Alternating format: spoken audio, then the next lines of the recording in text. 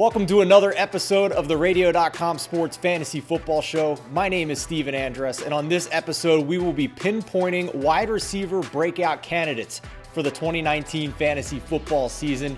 And later on in the show, stick around because we are going to be joined by Matthew Freedman from the Action Network and editor-in-chief over at Fantasy Labs. Let's kick it off. So throughout the show, we're going to try and pinpoint breakout receivers for the 2019 season. And how do we do that? What is our methodology? It's pretty simple. We're going to look at fantasy points per target. Who does the most when they are targeted by their quarterbacks on the football field? The idea being that these are receivers who have done well on a smaller amount of targets in the past and now will be in larger roles in their offense with more opportunity. Increased targets means increased fantasy points with that high efficiency we've seen from them in the past.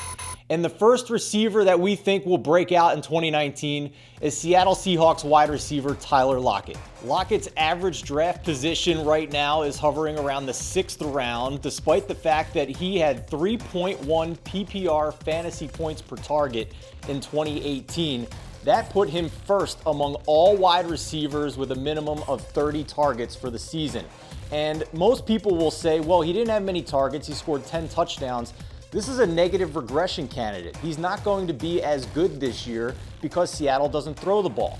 To that, I would say Doug Baldwin is gone, along with other wide receivers in Seattle. There are 138 vacated targets in this offense, which means Tyler Lockett should see his targets increase this year. And all it takes is 100 targets for Lockett at this pace of PPR fantasy points per target for him to put up a wide receiver 2 season with a ceiling for more in 2019. Our next breakout candidate among wide receivers for 2019 is the Tampa Bay Buccaneers third-year wideout, Chris Godwin out of Penn State. His average draft position right now in 2019, hovering around the 5th round, maybe the late 4th in some drafts, but his fantasy points per target last year, 1.9, which doesn't sound as good as Lockett's, I get it, but he did that on 95 targets. If you look at others who had 1.9 fantasy points per target on 90 plus targets a year ago, we're talking about guys like Antonio Brown, Julio Jones, Julian Edelman, Devontae Adams, AJ Green. These are household names in fantasy football. And Tampa Bay has more than 200 vacated targets from a year ago. Bruce Arians is now the head coach. And on top of that, Tampa Bay has one of the worst pass defenses in the NFL. They're going to be in high-scoring games throughout the 2019 season or trying to play catch-up, which means they'll have to throw the ball some more.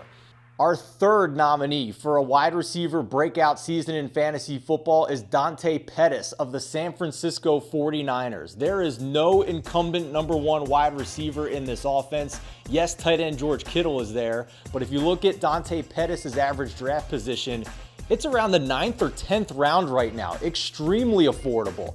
His PPR fantasy points per target a year ago, 2.3. That put him in the top 10 among wide receivers. Again, 100 plus targets are possible for Pettis in this season with a quarterback upgrade from the backups he had a year ago in CJ Beathard and Nick Mullins. Now Jimmy Garoppolo is healthy in this 49ers offense. There is a lot of opportunity for Dante Pettis to break out in 2019. Our number 4 breakout candidate among wide receivers is Curtis Samuel of the Carolina Panthers, and this is a guy who is a deep threat but also affordable in an offense where he's cheaper to draft in fantasy than his teammate with equal opportunities. Samuel is being drafted in the 10th round or later in 2019. He has a PPR fantasy points per target of 2.1 from a year ago. That was top 20 among all wide receivers. And his teammate DJ Moore was only 1.9 fantasy points per target outside the top 40 receivers, despite the fact that Moore's ADP is 4 rounds earlier than Curtis Samuel. Give me Samuel all day at that cheaper price. In games Samuel played at least 80% of snaps a year ago, he had only 1 fewer target than DJ Moore, averaging 7 targets per game. He was wide receiver 30 over that stretch, and he's being drafted outside the top 40 wide receivers right now in drafts for fantasy football in 2019. Our final breakout candidate is a guy that's going undrafted in many of your leagues right now, and it's Albert Wilson of the Miami Dolphins. I get it. The Dolphins don't look like they're going to be very good. They're not going to win many games.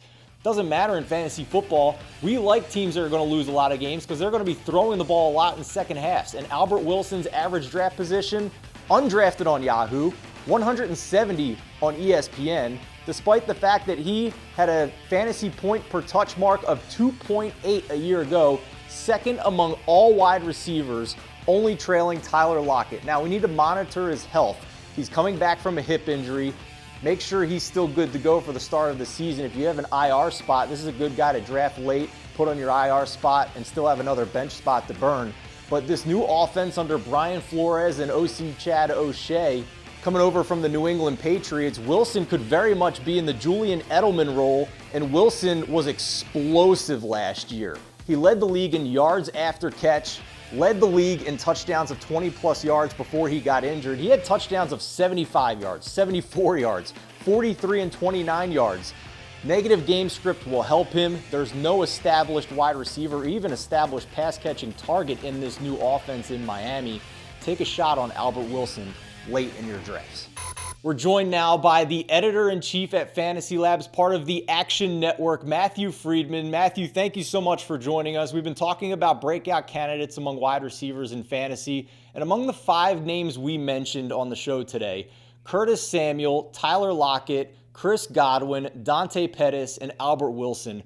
Which of those 5 do you like the best? Curtis Samuel is really intriguing to me. I like Tyler Lockett quite a bit too, but Curtis Samuel is a guy that you can normally get a little bit cheaper, and I think he has a lot of upside in the event that DJ Moore potentially gets injured. Even though Cam Newton was having issues with his shoulder, he was getting pretty significant share of the targets and also getting a chunk of carries per game, which I think people kind of underestimate the value of that. But he's such an explosive player. And this comparison, people might not really think that highly of right now, but like he's basically Percy Harvin. Like what he did in college, the way that he was used, his versatile skill set, his athleticism, he's Percy Harvin. And, you know, for the first 4 years of Percy Harvin's career, like he was a very dynamic player. And I think that's what Curtis Samuel basically is. Yeah, I agree with you. I think Samuel's cost is much more affordable than DJ Moore's, with maybe the same ceiling in 2019. Outside of those 5 names, though, is there anybody that we didn't mention on the show that you think we should be mentioning among breakout candidates? Well, you talked about Tyler Lockett. I'll talk about him too. I do prefer Curtis Samuel, especially at his cost.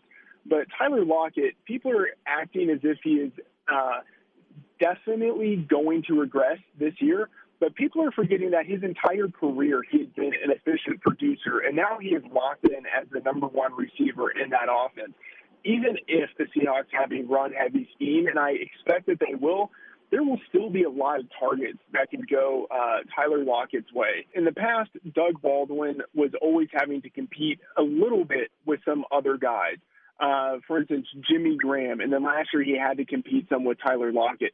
I don't think there's anyone in that offense now who is as good as the number 2 always was in Doug Baldwin's best years. So I think he does have a pretty realistic chance of hitting 120 targets. And before we let you go, Matthew, when you're looking at metrics, when you're looking at statistics that you use to pinpoint breakout candidates at wide receiver, what do you look at? We looked at fantasy points per target today, but what other things do you look at to try and find these breakout guys? That's a really good question, and I'm going to go kind of a little bit old school and say that what I care about most is just targets, because it's a lot harder to predict how efficient a guy is going to be year to year, because a lot of efficiency is so driven by touchdowns, and that can be really fluky. But if I sense just based on the numbers that a guy's actually going to get more targets than he had the previous year, or he's going to get more targets than people normally get at his ADP, that's the thing that I really care about. And then from there, I always look at the potential for upside.